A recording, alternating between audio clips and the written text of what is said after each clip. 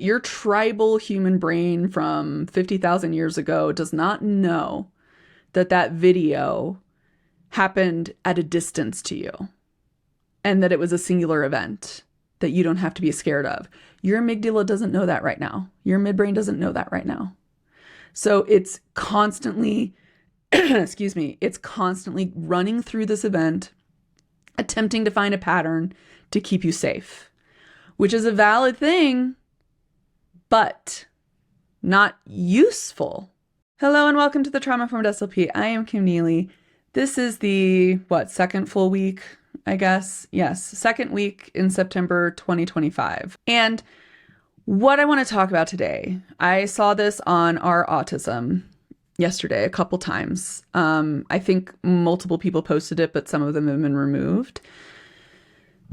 But there's a post I saw, and I just wanted to put this out here for neurodivergents out there. If you feel like you're a very empathetic, very highly sensitive neurodivergent, I just wanted to do a little education around what I think this person might be going through. I'm not armchair diagnosing, okay? I'm not a mental health expert, but I know something about the physiology of trauma and stuff like that. So I just want to talk about the physiology of stress, really. Stress and trauma kind of physiologically look very similar to each other, okay? If online is your normal safe space, and right now online is not safe because of all the rhetoric and because of the potential of running into very shocking images and such, I just want to put this out here for people to know what they might be seeing, how they might be feeling, like why, essentially, they might have a certain reaction if they happen to run into something they don't want to see. Because we don't, unfortunately, with the algorithms, we don't always have control to say, don't show me an ad that shows me what's happening in Gaza. You know, sometimes we're trying to see something cute or funny, and like we get fed an ad that reminds us of something horrible, or we're just like scrolling through and somebody reposted a video that shows something absolutely traumatizing, quite frankly, to some of us, right? And you don't intend to see it, but you do. Right? And so I think that might be what maybe happened in this person. So this is the Reddit thread that I saw on our Autism. I believe it's orange butterfly, although it has a 0. Zorange butterfly? Probably not. But anyway, it says, "Why am I melting down over Charlie Kirk? I am really struggling with what happened to Charlie Kirk. Is anyone else? I disagree with almost all of his views and can't stop crying over him. I am consumed by the video. I didn't know it would be so graphic. It's playing over and over and over again in my head. What does grief look like for autistic people? I feel like this is grief in a way, even though I didn't know him and didn't agree with him. I don't know what to do to stop spiraling. I've never seen a video like that. It's awful." Now, there were a lot of people who posted a lot of great things on this thread that I glanced at. I didn't spend very long on it, honestly, because I was actually trying to avoid a lot of Charlie Kirk like rhetoric stuff at the time. But I went ahead and marked it and saved it to do this video as an educational video. So take this as a psychoeducation type video. So psychoeducation is a term for essentially learning things about how our psychology works, how our brain interprets certain information, and what it can do, how that can kind of shift us sometimes and shift our physiology, really, and shift our brain function. Now, I know for a lot of people, trauma has become overused and honestly has become rather weaponized and often gets referred to as like just being upset over things, which is not really the case. Trauma is a physiological response to seeing, experiencing, or even just hearing about an adverse event, or maybe multiple events, that sends you into some level of survival mode, some level of fight, flight, freeze. There's some kind of high anxiety stress response, essentially, to what you've seen or heard. And the real critical part is following seeing that, you continue to experience persistent feelings of hopelessness and helplessness. You feel very vulnerable. You might feel very scared, right? And it's very hard to calm yourself down So given that physiological, like neurophysiological definition of trauma, it has to do with how our midbrain responds to these sort of stimuli, to seeing like threatening things. And then the way that our body is built, the way our brain and body is built to help us to survive in genuine survival situations. Okay. So, I always use like kind of Neolithic kind of examples of like, tribal humanity way back in the day, prior to feudalism ever coming into play, right? When we were all still like, clans and tribes and stuff, right? And our brains evolved to determine whether we should run away from the threat, fight the threat, or like pretend to essentially be an inanimate object, which is freeze, like kind of be a rock, like don't hurt me. I basically don't exist as a living thing, So you don't look like food and you also don't look like a threat. That's essentially what freeze is for like predators, for example, right? And so that's what our brain evolved to do and how our brain evolved to keep us alive, okay? And in those moments, our brain doesn't really want to use our higher reasoning centers, right? Our conscious thoughts, essentially the area, this prefrontal area, this area where we hold our sense of self, our awareness of what's going on, our awareness of how we're feeling, that sort of stuff. That part of our brain gets what's called down-regulated, meaning when we're in a survival mode, our midbrain isn't really listening to that part of our brain. We're still awake, we're still aware, we're still having thoughts up here, but this part of the brain is not getting a lot of information from that part of the brain. And this part of the brain, this midbrain part, isn't bothering to listen to this part of the brain either. This part of the brain could be like, what is happening? What's going on? Where are we? What's going on? What's happening? What are you telling me? And in the amygdala area, this part of the brain is like, we're not, you know what? We'll tell you later. Don't worry about it. We're handling things. This is essentially how that goes, okay? And the thought is currently that trauma comes from when the debriefing essentially doesn't happen, okay? Where we sort of stay in that survival mode for way too long, or it keeps getting re-triggered and re-triggered, okay? Either due to like a sound or a smell or a sight. And we just can never quite get back to feeling like, okay, what actually happened, right? And so the emotional memory that's forming through that trauma, through that adverse experience, is now becoming more and more separated from our conscious memory of what's happening. And then we end up with this disconnect. So we end up with a system in our midbrain that's a little too quick to send us into a survival mode in our body. It's a little too quick to send us into high sympathetic activation, high fight, flight, freeze responses, okay? And then, that part of the brain never really listens to or gets the message, hey, we weren't actually under threat. That was just the sound of like a firecracker, for example, for like a veteran who has PTSD related to the sound of gunshots or some other explosion, right? That's why you end up with those sort of trauma triggers, right? Or the shell-shocked aspect for veterans, okay? Where it's like, oh gosh, your midbrain recognized that stimuli as sounding like the threat, the genuine threat you're actually under, and now it's just going to keep triggering a survival mode as if you're in that same situation that you were before, even if you consciously know you're not in that situation. But it's that disconnect. That's why the conscious brain can't make the amygdala stop firing that threat, right? Because this happens first physiologically, because to survive, we got to go fast, right? This is my comforting stim right now, so don't mind this. This is my way of relaxing and comforting myself when I'm talking through something tough, and it also works as a fidget as well. But right now I just like the soft squishiness of it is my stimming part of like keeping myself calm while I talk about this, because this is a really, this event has triggered a lot of fear in me. Like fear in terms of just how divisive it is, and exhaustion around the news cycle, and the fact that it's the same rhetoric over and over and over again, you guys. As someone in my 40s, like I know there are probably people out there are teenagers who don't even know life prior to the Columbine high school shooting, right? There are young adults who don't know life prior to these school shootings occurring so regularly in this country.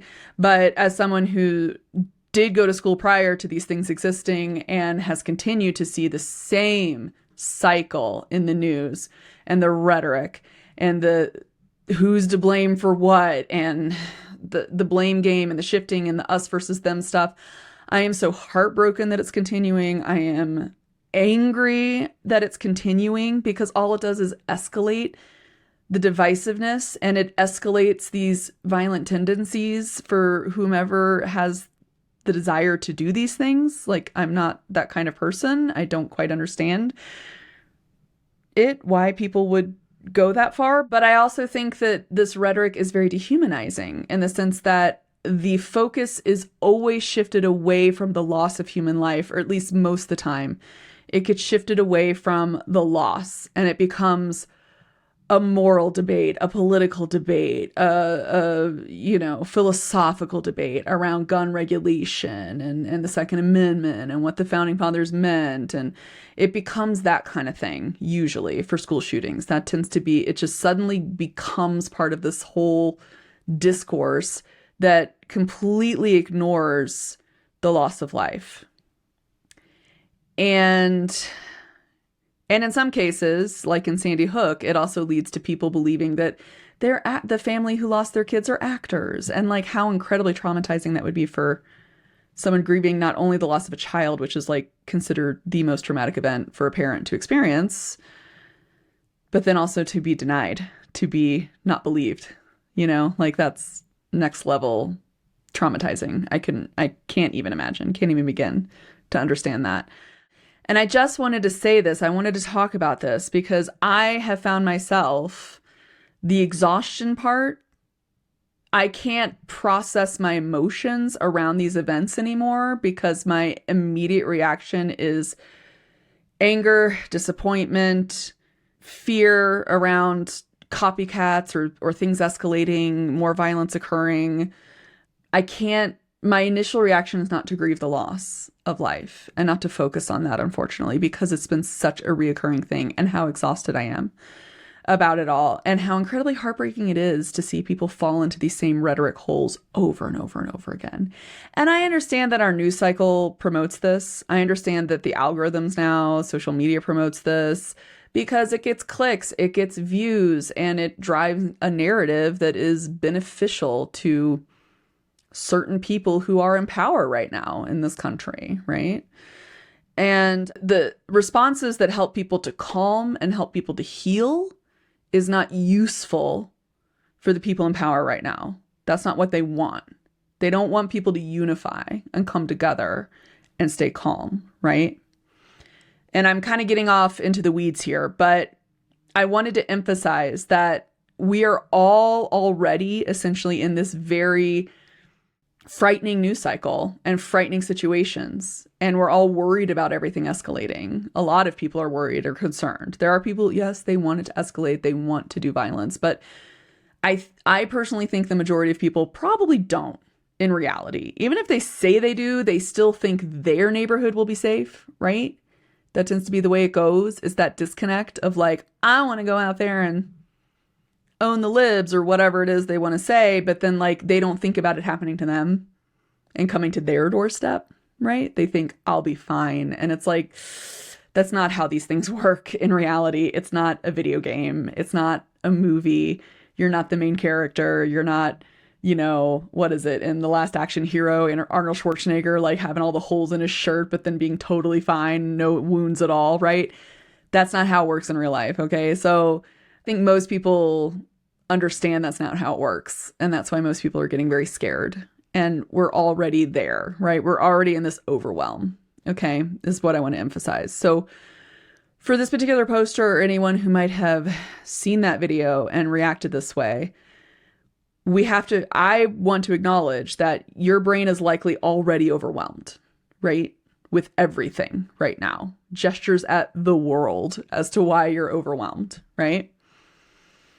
And then an event occurs that is very politically charged, and the rhetoric starts to spin, and people start to say things, and feelings start to escalate, and it gets even more scary, right?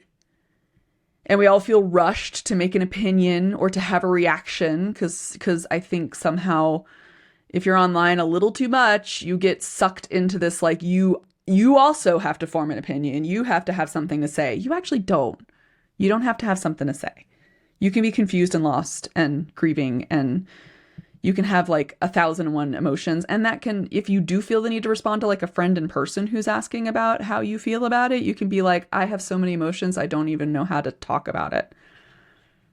I don't exactly know what I'm feeling because I'm feeling so many things, or I'm just so exhausted, or like, I don't know what I'm feeling because I'm just too overwhelmed right now.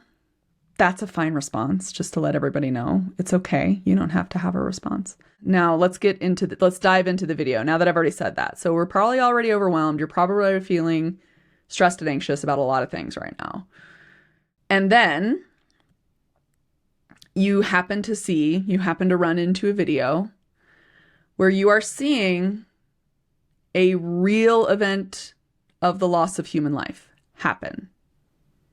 It's not a movie. It's not a Martin Scorsese film, right? It's the real life version. It's what emergency first responders see when they come to the aftermath, or if they're there at the time that it happens. It's what people in the military see in war zones, right? It's what people who live in war zones see. Yeah. So these things are known to be very likely traumatic experiences to witness for people. I have not seen the violent loss of life in the same way, but working in medical facilities, I have seen people die. I have seen people in the act of dying, like as in their body systems, their organs are shutting down. And there is something different about seeing life leave a body. It doesn't look the way it does in the movies. Not even the calm, peaceful deaths when someone's laying on a bed. It doesn't look like it looks in the movies. It really doesn't. What your brain is likely reacting to is the fact that you're seeing a real violent loss of life. And if you have high empathy, if you're a highly sensitive autistic, a highly sensitive ADHD, or a highly sensitive person in general, and if you have any level of you might even have like a mirror synesthesia, which is like feeling something happen to you. Like you might actually feel pain where you saw the injury, right? Like you might actually have a physical reaction to the situation. You might even be to that level of empathy, or that really, really highly sensitive empathy, because that does happen in the neurodivergent community as well. Like to higher levels in the neurodivergent community than like in the general population, I would say. Higher levels of neurodivergence experience things like that. What it sounds to me like with the racing thoughts and the replaying the video over and over again in your head and not being able to get away with it, this sounds like you have seen what is potentially a very traumatic event. Traumatic to you. Okay? It is very important at this moment for you to reach out to any single person, whether it's a hotline, right? Even if you feel like the hotline doesn't apply to you, like even if you're not queer, you could call the Trevor Project. I'm sure they would still figure something out for you. You know what I mean? Like I would hope anyway. Mental health crisis hotlines or facilities in your town that help people with mental health crises, whatever it may be. You want to reach out to somebody, or safe people in your community if you feel safe with a family member, if you feel safe with a friend. But especially, honestly, I would say definitely mental health support. I would reach out to either a facility in your city or a hotline. I will put some ideas, some links below. If you call a hotline and they're not helping you to regain a sense of safety and validating your experience with seeing this video, hang up the phone and either call again to get a different person, because you might get a different person, or call a different number until you find somebody who is helping to see and validate your experiences with what you've seen, and will also help you to calm and to slow those racing thoughts. Because what the idea here is to move your brain from that survival mode it's in, that anxious, fear-based spiral you're in. That's the anxiety you're feeling. It can feel like a meltdown, yes, but this is being triggered by a genuine, very real survival response to an incredibly traumatizing and triggering event that you just saw on the screen. Your brain doesn't know, okay? Your tribal human brain from 50,000 years ago does not know that that video happened at a distance to you and that it was a singular event that you don't have to be scared of. Your amygdala doesn't know that right now. Your midbrain doesn't know that right now. So it's constantly, it's constantly running through this event, attempting to find a pattern to keep you safe, which is a valid thing, but not useful in modern society, right? The sooner you can get out of that survival mode, the more you can start to heal and start to build some resiliency against like the potential for a traumatic response to occur, okay? So I really want to encourage you, if you are in this kind of a spiral, to either reach out to close friends or family if you have someone who you feel will give you a hug and assure you that you're safe and like help you feel safe. More critically, help your body calm, right? Even if you're consciously still spiraling and not feeling safe, you want to have that feeling of, I can take a deeper breath. My heart is starting to slow down a little bit, right? Like your heart rate is starting to slow. You can take deeper breaths because your rib cage isn't as tight, right? Maybe your limbs are starting to calm, so you're less fidgety or less shaky. If you have a lot of adrenaline in you, you might literally be shaking. That's what you want to start feeling, is something to that effect. And if you don't have a person, if you have a weighted blanket that gives you that feeling, go grab that sucker. Drape it over you all day. Whether people think it's cringe or not, who cares right now? You are trying to protect your own mental health and your own neurophysiology, your psychology and your physiology in your brain by trying to build up some level of resiliency and healing around what you've seen so that you don't have a trauma response that will shift you more into survival mode even more often, right? And likely, without the overwhelm probably prior to this, maybe you wouldn't be having this response. Maybe this is accumulation of all the stuff, the RFK Jr. stuff around autism and that horrible rhetoric. That might already possibly, if you're aware of it, it might be in your head. And maybe typically if you see this, it would be shocking and awful, but you could process through it and like not have as much of a physiological reaction. But this big physiological reaction you're having sounds to me like very close to that moment of what we would call a traumatic event. So without healing and without resiliency, this would turn into some level of traumatic response to either hearing people talk about it or something, right? Something that triggers the intrusive images that spiral through your brain. That is the sign of like something traumatic, possibly. So important to get some healing. Mental health first aid is a very helpful thing. That's what you could actually ask for if you're seeking out mental health help right now. Be like, I'm in a mental health crisis and I need some help. That could be the first thing you say. Okay. And the mental health first aid, what it should look like is they will ask you if you have any intention to harm yourself or others. If you do not have those thoughts, you just say no, and they should move right along to listening to you without interrupting. They'll listen to what you're experiencing. They'll let you just info dump it and talk the whole time if you need to. They will let you tell them everything that's spiraling in your head, and they will validate your feelings, normalize your experience, so you know that you're not the only human on the planet who's ever had this reaction before. And then they should offer you additional help or referral to additional services, or just to help guide you like with terms you can look for, right? To find somebody that can continue to help you heal.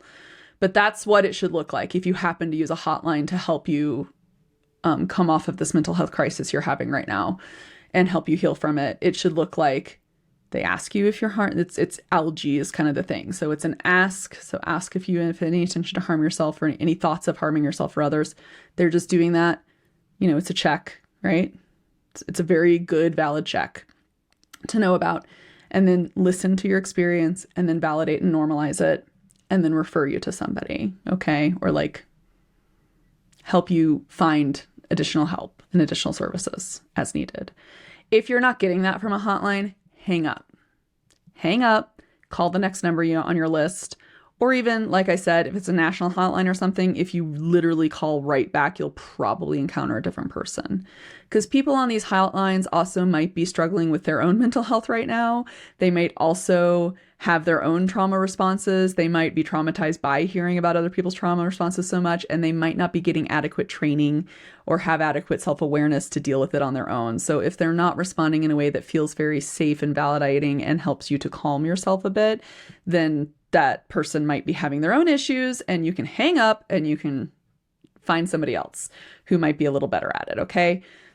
But that would be my biggest recommendation for anyone out there who happened to see the video, anyone who's having these kind of spiraling thoughts, anyone who's stuck in this constant spiral of fear and anxiety around what's happening and the discourse.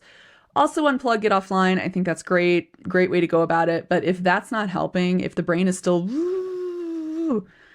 we got to seek out some level of mental health help, or even just a really prolonged, if this helps you, if you like really prolonged cuddle sessions with someone that you find safe, that you trust, and be like, can I get a big, long hug from you without any words? That can be a total thing. If you have someone in your life you can ask for, that's great.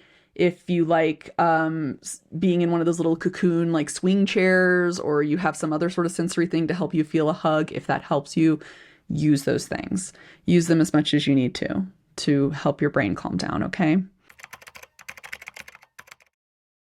Yeah, so this person actually posted, it was 2 days ago, so it was a little bit, but this person said it sounds like a trauma response to having watched the video, more so than grief, which is exactly it. And they talk about distracting your brain for a while. And I think it might have been on another thread where it got deleted, where somebody was like, play some Tetris to help you calm down. I love Tetris. It's great. Puzzles, whatever. If you have special interests that help you calm, hyper focuses that help you to just like dive into something where you feel super in the zone and super calm and comfortable doing those things, do that. Because anything that helps you to reclaim a sense of rest, relaxation, calm, safety, those are the keys. Those are the things you need to access in order to start to heal from this and start to build some resiliency. Those things might not be an instant fix, though, depending on how far your brain went into the survival mode. Okay. If this trauma response is already starting to get kind of embedded in there, you might need more long-term mental health support. Oh yeah, there it is. Somebody, Cosmic Pumpkin Lattes, posted Tetris can help get rid of intrusive images, and somebody said studies suggesting taking Tylenol as soon as possible, which is interesting. I wonder if Tylenol, ibuprofen, it might be because of inflammation, because there is like an inflammatory response to having a lot of adrenaline in our body. So that's my guess is about the Tylenol. So it might not be a huge effect, but it might help a little bit possibly, or ibuprofen being more anti-inflammatory. I think that's a little more so than Tylenol. I think it's a little more anti-inflammatory. I don't know. But yeah, Tetris type of stuff. What they mean by lessening long-term effects of trauma is anything that gets you out of survival mode. Things that help to kick in your rest and digest system. And for some of us neurodivergents, those are like puzzles, Tetris type games, like spatial reasoning type things. Sometimes that stuff, if that's one of your special interests, that's a thing that can definitely help to like calm us. It's one of the ways our brains relaxes is by doing that kind of stuff, as opposed to a lot of people in the general population don't think of puzzles as being relaxing, but a lot of neurodivergents do. Some form of puzzle or spatial reasoning is relaxing to us. So if it's Sudoku, it doesn't matter. Whatever it may be, that might be like a relaxing thing, a relaxing pattern recognition, solving or completing a pattern, completing something, do it. You are not going crazy.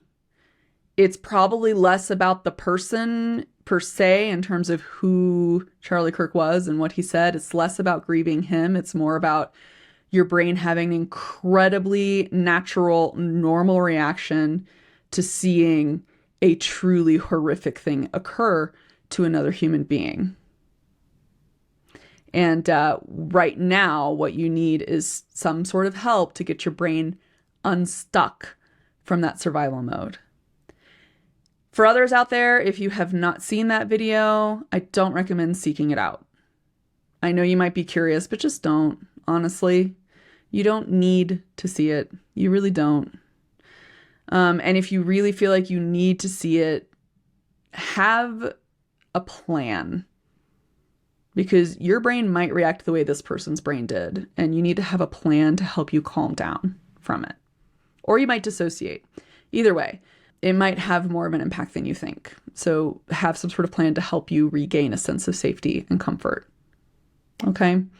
Somebody said it's far from the worst thing I've seen on the internet, which is true. But this person also said the amount of videos of Palestinians in Gaza I've inadvertently seen were probably the worst. And I have this happen too, where it's like you just get fed an ad or something that shows you these kind of images. And we don't have a lot of control over what we don't see, unfortunately. And we can't always close out of the ad. But one thing I've been literally doing is just closing my eyes and muting it. And like just not taking in the images and not listening. And you might feel like you're kind of a horrible person for ignoring it, right? You might be looking at like the images of Gaza and like you might feel bad for ignoring it, right? But honestly, it can be protective against developing further trauma around constantly being fed this stuff. It is really important for us as humans and for our brains to engage in rest and relaxation and calm and community and connection and hope and joy and happiness. This kind of stuff is also incredibly vital parts of the human experience. And in times where things are really tough and with the news cycle, even when times are not so tough, we still can get fed images and news articles and things of everything happening in the world. Our brains are not equipped to handle a constant barrage of violence and adversity and images around war-torn areas. Our brains have not evolved to handle a constant barrage of that. So like, it's okay to need to reclaim some sense of normalcy by straight up closing your eyes and muting your phone, muting your computer, muting the television if you're playing it there, and ignoring these images and ignoring these ads. You might still see a brief moment of it, but it's okay to be like, no, I am not engaging in paying attention to violent acts right now because I need a break from it. That's a totally fair thing, and in my opinion, very healthy thing to do. So it's another thing I want to encourage people, because I have it happen like right now. I think because of me filming this kind of stuff on my computer and because of the kind of research I do for certain things, I get fed like Sandy Hook Promise ads a lot on YouTube, and the Palestinians in Gaza, like images of that a lot. I start to see these things a lot.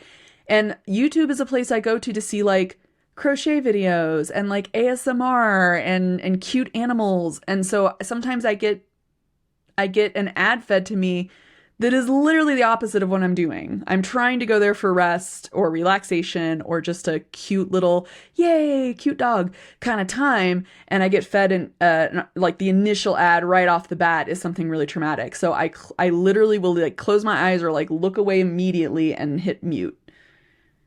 You know, or if I have headphones on, I'll just move them up away from my ears. So I don't even, if I'm not like near my computer or whatever, I'll just move the headphones up to here so it keeps playing. But so that like, if they're over the ear headphones, I guess, but you know, I'll literally just be like, nope, I'm not doing it. I'm not engaging in that right now because I am literally here. This is my rest and relaxation, watch a cute animal time. I'm not engaging in this. That's another thing I just want to encourage people to do. You have every right to not take in information if you don't want to take in that information at this moment in time. You have every right to ignore the rhetoric, to ignore the comments, to ignore the ads, to ignore the thumbnails. You have every right to just close your eyes and hit mute, you know, or close the phone or something, or take off your headphones until you can get back to the screen where you can then, you know, mute it and then click skip when you can. But I will, especially on the skip ad things, I will close my eyes and count down and then open them and skip so that I take in as little visual information as possible, just to give my brain more of a place to relax. So that is just something I wanted to share, and I wanted to empower people to do that. Whether you're autistic, ADHD, neurodivergent of any kind, or neurotypical, whoever you are out there, let's empower ourselves to actually ignore the things our brains are not equipped to take in all the time. You know? Think back to those Neolithic tribal times. There was probably war and genocide and stuff happening somewhere in the world, but they wouldn't know. If you were like in a tribe in Europe, you had no idea what was going on a continent away, you know? Right? So like, that's what our brains are made for, though. Our brains are not equipped for global bombardment of everything that is horrible in the world. Okay? And I really do think it's doing us, I think it's definitely part of the mental health crisis personally. I think part of it is how bombarded we are with all the horrible things in the world. And I think we can just empower ourselves to just refuse to engage in it. Engage in it a little bit in certain ways just to be informed, and then don't engage, because our brains are not made for that. It doesn't make you a horrible person to not want to see the after effects of bombing in Gaza. It does not make you a horrible person to not want to engage in, you know, hearing about someone's traumatic experiences on an ad. Doesn't make you a bad person. Okay. I think that is it for that. I hope some of that was helpful. I hope the little bit of physiology was helpful to somebody out there. It always helps me. It helps me with my neurodivergent brain to understand what's going on from like that objective physiology, like parsing that out kind of a way. I have found that helpful. So I just wanted to offer that, as that is probably why your brain is doing what it's doing. That's why it's normal that it's doing that. That's a big part for me of feeling normal, is that like, this is what the human brain is made to do, and your brain is doing what it was made to do to keep you alive. Unfortunately, all those mechanisms did a really good job of keeping us alive millennia ago, but are not as effective nowadays when we're seeing images from far, far away, can be thousands and thousands of miles away, and we're still bombarded with it, right? And our brains just don't know the difference. You know, our subconscious brain anyway, the subconscious area that's involved with us going into survival mode, it doesn't know the difference. That's the problem, you know? So, do what you need to take care of yourself. I will definitely look up some links to potential mental health hotlines and places to access mental health support if needed in the description below. So please do check on that, and maybe keep some on hand even. Maybe save some in like your notes app or something for you to call if this happens to you. If it ever does happen, whether it's the original poster of this or not, if you ever happen to have these huge anxiety spirals or some sort of mental health crisis around that, you are welcome to call these hotlines. And what you should end up feeling by the end of the call is validated and normalized, and you should feel more calm and maybe have a couple of strategies under your belt to help continue that calm, and also maybe have some ideas of how to find additional support if you need it. If you are not getting that validation and that normalization, if they are saying things that's potentially even re-traumatizing or more hurtful to you, hang up the phone. Hang up and either call a different hotline or call the exact same hotline and possibly get a different person.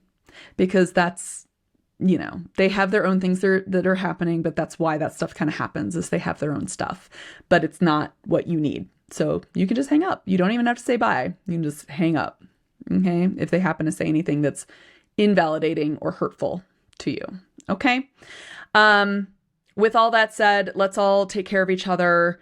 Let's connect with more community. Let's go ahead and let our weirdness powers out for good, to connect with each other, to laugh, to have some level of fun and joy in our lives, because this is an essential part of human experience, of human life. Our brains need joy and happiness and calm. We absolutely need it. It is not a luxury.